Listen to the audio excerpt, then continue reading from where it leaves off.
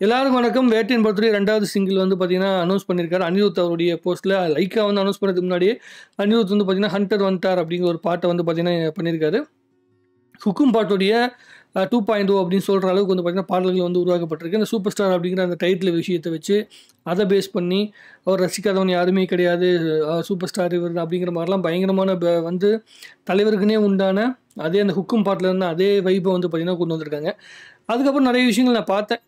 நிறைய பேர் கமெண்ட்லாம் பார்த்தீங்கன்னா வந்து மறுபடியும் சூப்பர் ஸ்டார்னே சொல்லிட்டு இருக்காங்க, இப்படியே சொல்லிட்டு இருக்காரு, யாரும் சொல்ல வைக்கல, எங்காவது தான் சொல்ல வச்சார் அப்படிங்கிற மாதிரி மறுபடியும் உருட்டிட்டு இருக்காங்க.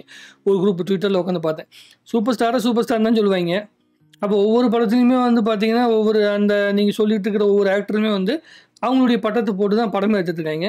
எப்போ 2000 கிட்டத்தட்ட ஒரு கடந்த ஒரு 10 படத்தில் அந்த பட்டத்தோட பேர் இல்லாத ஒரு படம் கூட கிடையாது. படத்தை விட்டு வெளியே வந்தாலும் அதே தான் பேசுகிறாங்க, படத்துக்குள்ளேயும் அதே தான் இருக்குது, எல்லா பாட்டுலேயுமே அது வரும்.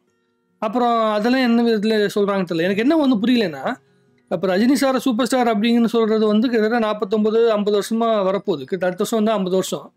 அவரை சூப்பர் ஸ்டார்னு கொண்டாடுறது வந்து என்ன சொல்கிறதுன்னா அவரை பில்டப் பண்ணி காட்டிக்கிற மாதிரியா. ஆனால் இவங்க வந்து பிடிச்ச ஒரு ஆர்டிஸ்ட் இருக்காங்களே, அவங்க வந்து எல்லா படத்துலையுமே வந்து அந்த டைட்டில் வச்சு வந்து படம் பண்ணுவாங்களா, அது வந்து தப்பு கிடையாதான். இது என்ன தெரியுமா இருக்கு, எப்படி இருக்குது தெரியுமா, நாங்கள் எது செஞ்சாலும் சரி, நீங்கள் செஞ்சால் மட்டும் தான் தப்பு அப்படிங்கிற மாதிரி இருக்குது. இந்த மனநிலை முதல்ல மாற்றணும். இதில் வந்து அவங்க வேறு அரசியலுக்கு வேறு வர போகிறாங்களே. இப்போது ஒரு சினிமாங்கிறது வந்து ஒரு போட்டி இருக்கிற இடம், பொறாமல் இருக்கிற இடம் கிடையாது. முதல் புரிஞ்சுக்கங்க. எங்கெங்கெல்லாம் வியாபாரம் இருக்குமோ அங்கே போட்டி தான் இருக்கணும். பொறாமல் இருந்தால் பொழைக்க முடியாது. ரஜினி சார் வந்து எப்படி எடுத்துப்பாருன்னா, அவர் வந்து எல்லா விஷயங்களும் தன்னை மீறி ஒருத்தவங்க போகிறாங்க, தனக்கு போட்டியாக ஒருத்தவங்க வராங்கன்னா போட்டியாக தான் அவர் பார்க்குறாரு, அவர் பொறாமையாக பார்க்கல. ஆனால் இவங்க என்ன பண்ணுறாங்கன்னா பொறாமையாக தான் பார்க்குறாங்க. ஒன்றும் இல்லை, இப்போ வந்து ஒரு ஆக்டர், பெரிய ஆக்டர்னு சொல்லப்பட்டு இருக்கிற ஒரு ஆக்டர், அவருடைய படம் வருது, அவருடைய படம் மட்டும் தான் கலெக்ஷன் பண்ணணும், வேறு எந்த படமும் கலெக்ஷன் பண்ணக்கூடாது அப்படிங்கிற ஒரு மனநிலையில் பேசுகிறதே தப்பு. இதில் என்னென்னா வந்து நான் பார்த்தேன், எங்கால படம் இவ்வளோ கலெக்ஷன் வந்துருச்சு, ஃபர்ஸ்ட் டே இவ்வளோ வந்துருச்சு, 3 நாள் இவ்வளோ வந்துருச்சு, 4 நாள் இவ்வளோ வந்துச்சு. இதனால நமக்கு என்ன பலன் அப்படிங்கிறது தெரில. நீங்கள் வந்து படம் முடிஞ்சு ஓடி முடிச்சதுக்கப்புறம் எந்த படம் அதிக கலெக்ஷன் வருதோ அந்த திரைப்படம் தான் நல்லபடியாக பேசப்பட போகுது. அதுதான் வந்து எல்லாத்துக்கும் சந்தோஷத்தை கொடுக்க போகுது. இப்போ உதாரணத்துக்கு ஜெயிலர் திரைப்படம் வந்து ரிலீஸ் ஆச்சு, அது மிகப்பெரிய வெற்றி அடைஞ்சது. அந்த வெற்றி அடைஞ்சதுக்கு உண்டான அந்த சந்தோஷத்தை எல்லா டிஸ்ட்ரிபியூட்டருமே கொண்டாடினாங்க. இப்போ கோட் திரைப்படம் வந்து ரொம்ப பெரிய அளவுக்கு வந்து பட்ஜெட்டில் எடுக்கப்பட்டிருக்கு. இப்போ 413 கோடி வந்து கலெக்ஷன் வந்ததாக சொல்லப்படுது. ஸோ 413 கோடிங்கிறது அவங்களுடைய பட்ஜெட் எவ்வளோ, 400 கோடி. நீங்கள் வந்து உடனே வந்து அந்த தியேட்டர்கள், அப்புறமேட்டு சேட்டலைட்டு, ஓடிடி இதெல்லாம் வந்து அடுத்த பக்கம். காசு போட்டு டிஸ்ட்ரிபியூட்டர் வாங்கினானே அவன் லாபத்தை சந்திச்சிட்டாங்கிறது தான் இங்கே கேள்வியே. ப்ரொடியூசர் விற்றுருவாங்க, ஆனால் டிஸ்ட்ரிபியூட்டருக்கு லாபம் வந்துருச்சா? கிடையாது. கேரளாவில் கிட்டத்தட்ட வந்து இது 13 கோடி 14 கோடிக்கு மேலே கேரளாவில் லாஸ். ஆந்திராலையும் பெரிய அளவுக்கு லாஸ், கர்நாடகாலையும் பெரிய அளவுக்கு போகல, ஓவர்சீஸில் ஓரளவுக்கு போயிருக்க சொல்லப்படுது. ஸோ இப்போ படம் வந்து இருக்கிற நிலைமை என்னென்னா, போட்ட காசுக்கு மேலே 13 கோடி தான் வந்திருக்கு. ஆனால் கிட்டத்தட்ட போட்ட காசுக்கு மேலே 100-150 கோடி வந்தால் தான் அந்த படம் மிகப்பெரிய வெற்றி. 550 கோடி வந்தால் தான் நீங்கள் கொண்டாடணும். 413 கோடிக்கு வந்துச்சுன்னா படம் ஓரளவுக்கு பரவாயில்லைன்னு தான் சொல்லணும். இப்போயே பல இடங்களில் டிக்கெட்டோட எண்ணிக்கைலாம் ரொம்ப கம்மியாயிருச்சு. இப்போ டிக்கெட்டோட எண்ணிக்கையே கம்மியாக இருக்கும்போது எப்படி கலெக்ஷன் மட்டும் அதிகமாக வருது அப்படிங்கிற அந்த கேள்விக்கு பதில் என்னால் சொல்லவே முடியாது. நம்ம ஒன்றும் பெரிய ட்ராக்கரும் கிடையாது. ஸோ நான் என்ன சொல்ல வரேன்னா, ஒருத்தவங்க வந்து கொண்டாடிட்டு இருக்காங்கன்னு வச்சுங்களேன், கொண்டாடுற இடத்துல போயிட்டு வந்து வரட்டும், படம் வரட்டும், நாங்கள் பார்த்துக்குறோம். இப்படி தான் ஒருத்தவங்க குரூப் வந்து என்ன பண்ணாங்கன்னா, ஜெயிலரை ஃபெயிலியர் ஆக்குவோம் அப்படின்னு சொல்லிட்டு வந்து யாரோ ஒருத்தவங்க வந்து ஒரு பண்ணிட்டு இருந்தாங்க. மக்களுக்கு பிடிச்சி போச்சுன்னா, மக்கள்கிட்ட போய் படம் சேர்ந்துருச்சுன்னா நீங்கள் எதை வச்சாலும் தடுக்க முடியாது. அப்புறம் இன்னொரு விஷயம் யாரும் சொல்லிட்டு இருந்தாங்க, மல்டி ஸ்டாரிங்.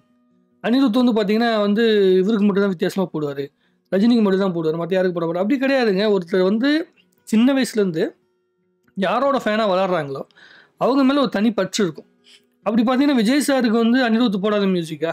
இப்போ விஜய் சாரோட டைட்டில் கார்டுக்கு இத்தனை வருஷமாக மியூசிக் பண்ணி கிட்டத்தட்ட 29 வருஷமாக இருக்காருன்னு நினைக்கிறேன் விஜய் சார். அவருக்கு வந்து இத்தனை வருஷத்தில் அமையாத ஒரு மியூசிக் யார் வந்து போட்டது? அனிருத் தான் போட்டார். ஒரு ரஜினி ரசிகன் தான் போட்டிருக்கான். ஏன் ரஜினி ரசிகன் வந்து இன்னொரு ரஜினி ரசிகனுக்கு தான் போட்டிருக்கான், அதான் உண்மை. இதை யாரும் உணர்றதே கிடையாது. இன்னொரு விஷயம் என்னென்னா, அரசியலுக்குள்ளே வந்து விஜய் அவர்கள் வராரு அப்படிங்கும்போது முதல்ல வந்து நீங்கள் பெருந்தன்மையாக இருக்கணுங்கிற அவசியம் கூட கிடையாது. அதே மாதிரி உங்களுக்கு சேவை மனப்பான்மை பயங்கரமாக இருக்கணுங்கிற அவசியம் கிடையாது. ரொம்ப சிம்பிளான ஒரு விஷயம், பொறுமை முதல்ல அவசியமாக இருக்கும். ஒருத்தவங்க கொண்டாடுறாங்கன்னா அந்த கொண்டாட்டத்தை பார்த்து இப்போது இது பண்ணுறதுல எந்த அர்த்தமும் கிடையாது, டென்ஷன் ஆகல, ஒரு பிரயோஜனமும் கிடையாது. அவங்க அதை நிறுத்த போகிறதும் கிடையாது. ரஜினி ரசிகர்கள் கொண்டாட்டத்தை நிறுத்த போகிறாங்களா? உனா வந்து எதுக்கு எடுத்தாலும் அரசியல் சம்மந்தப்பட்ட கான்செப்டுக்குள்ளே கொண்டு போயிட்டு அனிருத் அவர்கள் ஒரு பாட்டு போட்டார்னா சூப்பர் ஸ்டார்னு ஒரு பாட்டு போட்டு அதில் வந்து உட்காந்து கதறிட்டு இருக்காங்க. எதுக்கு இதை உட்காந்து நம்ம பேசிகிட்டு இருக்கோம்னா எல்லா வாட்டியும் பார்க்கும்போது நமக்கு சிரிப்பாக இருக்குது. ஹுக்கும் பாட்டு வந்தப்போ அடிச்சுக்கிட்டாங்க, அப்புறமேல அந்த காக்கா கழுகு கதை சொல்லும்போது அடிச்சுக்கிட்டாங்க.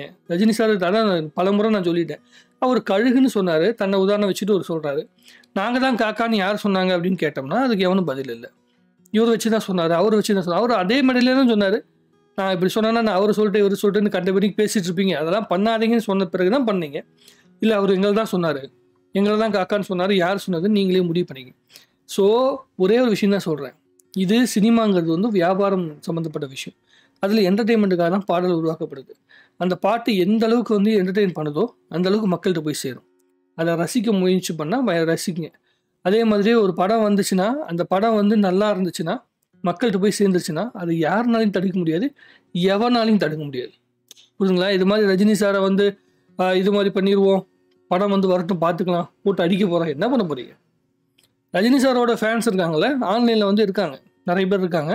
பட் ஆனால் களத்தில் இருக்கவங்க தான் கிட்டத்தட்ட 60% பேருக்கு மேலே இந்த சோசியல் மீடியாவே பார்க்காம ரஜினி படம் வந்துச்சு தேட்டரில் போய் படம் பார்க்குறவங்க 60% பேர். அவங்களாம் மேனுவலாக ஒர்க் பண்ணி வச்சுருக்காங்க, அவங்க களத்தில் வேலை செஞ்சு வைங்க. வெறும் வந்து இந்த சோசியல் மீடியா இணையதளத்தில் வேலை செஞ்சவங்க கிடையாது. ஸோ அதனால் ரஜினி சாரை வந்து தோக்கடிக்கணும்னா நீங்கள் களத்தில் வேலை செய்யணும். அது நடக்காது, அது அவ்வளோ ஈஸி கிடையாது. அது 50 வருஷம் வந்து கட்டின மிகப்பெரிய கோட்டை. அதில் வந்து சர்வசாதாரணமாக வந்து வெறும் ஒரு செங்கலை போயிட்டு வந்து கீழே உருவலான்னு நினைக்கிறீங்க. கோட்டை ரொம்ப ஹீட்டான கோட்டை, செங்கல் உருவுனீங்கன்னா உங்களுக்கு தான் கையில் அடிபடும். என்னமோ சொல்லிட்டோம், அதுக்கப்புறமேட்டு மற்ற விஷயங்கள்லாம் காலம் தான் பதில் சொல்லும். நான் வந்து இந்த ஹண்டர் வந்துட்டாருங்கிற பாட்டை வந்து கொண்டாடுற மனநிலையில் இருக்கேன். ஆடியோ லான்ச் வரும்போது பயங்கரமாக அந்த பாட்டு வந்து பயங்கரமாக ஃபேமஸாக போகுது. ஹுக்கும் பாட்டு எந்த அளவுக்கு கொண்டாடணுமோ அதே மாதிரி ஹண்டர் வந்துட்டார் பாட்டையும் பயங்கரமாக வந்து கொண்டாடுவோம். பார்த்து என்ஜாய் பண்ண முடிஞ்சால் என்ஜாய் பண்ணுங்கள், இல்லைன்னா உங்கள் கையில் ஒரு பாட்டு இருக்குல்ல அந்த பாட்டை வச்சு கொண்டாடுங்க. நன்றி, வணக்கம், வாழ்க தமிழ்நாடு, வளர்க தமிழ் சினிமா.